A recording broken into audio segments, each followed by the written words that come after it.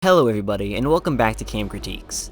Sony aired their latest State of Play the other day, so today I'll be recapping what was announced and reviewing the presentation. Let's get started. The very first trailer is the reveal of Moss 2. I've heard good things about the first Moss, but I'm not a big fan of most VR games, so I've yet to give it a shot.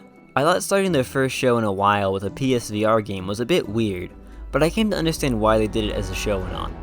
There wasn't really a bigger reveal that could have taken its place. This was a neat announcement, but it's not for me. Next was Arcadegeddon. This shooter is a new IP from a new publisher, and I've gotta be honest, it looks pretty generic. These types of multiplayer shooters rarely appeal to me, and this one is definitely not among the rare few that do. Following that was a bizarrely launched section on Tribes of Midgard. This top-down adventure game looks decent, but I'm not particularly interested, and I've already seen more than enough of it at the Summer Games Fest and Gearbox E3 shows just last month. Next up was Fist, a neat looking platformer. Apparently it's a Metroidvania.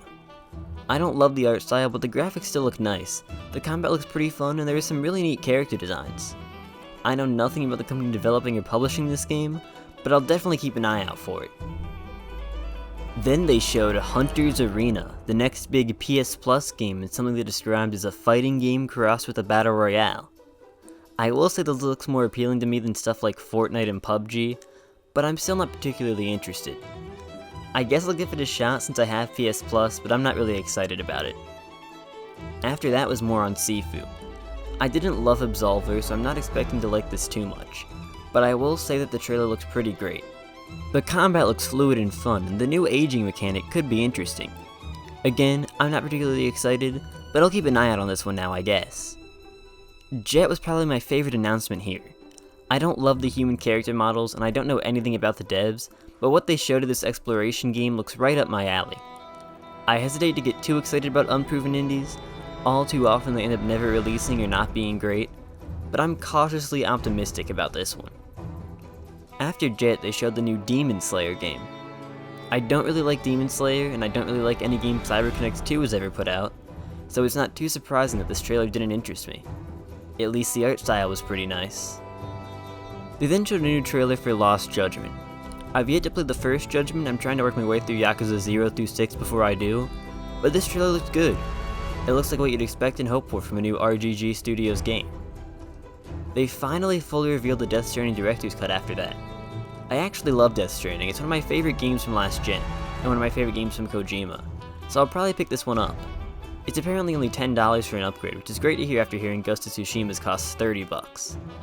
The new updates in terms of haptics and visuals look as nice as you would hope for, the new side modes look fun to mess around with, the gameplay changes seem fun, and hopefully the new story stuff will be interesting.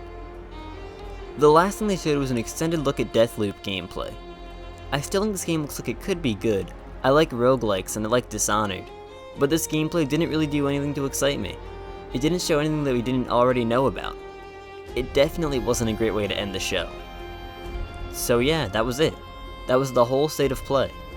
I thought it was pretty disappointing for a pretty wide variety of reasons. For one, there is a common trend of spending too much time on stuff we didn't need to see. Half the runtime was eaten up by Deathloop and Tribes of Midgard stuff we pretty much already knew about. There was also a surprising lack of stuff that I really thought should have been there. I know they said ahead of time that the focus would be on third parties and indies, which is already disappointing. How have we still not seen God of War gameplay?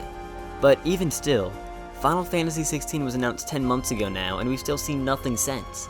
Kena Bridge of Spirits is out next month, and we frankly don't know that much about it. If they wanted to spend 20 minutes on stuff we already knew about, I wish it was at least stuff we didn't know that much about. Worst of all was the lack of big announcements. The only new stuff shown was Moss 2 and debut indie titles pretty much, some of which don't even look all that promising. This show just felt pretty pointless. I'm sure I'll pick up a few things announced here like Jet and Fist, but those announcements easily could have just been thrown up on Twitter. I left the show feeling like I wasted my time. I hope eventually Sony changes the State of Play branding somehow. I never know what to expect from them. Sometimes they just have an Among Us port and Ratchet & Clank footage. Sometimes they're just indies and smaller third-party stuff like this one. But sometimes they have reveals like Resident Evil 3 Remake, or the first gameplay of Final Fantasy VII Remake. This show really had no big reveals of any kind. Maybe I wouldn't be disappointed if I knew that was the case before I watched it, but I definitely walked away wanting more. Well, it does it for my review. If you liked this video, I'd really appreciate it if you liked, commented, hit the notification bell, and or subscribed. I'd also recommend you check out some of my other content, like my ranking of the 2D Metroid games. Thank you all for watching, have a great rest of your day.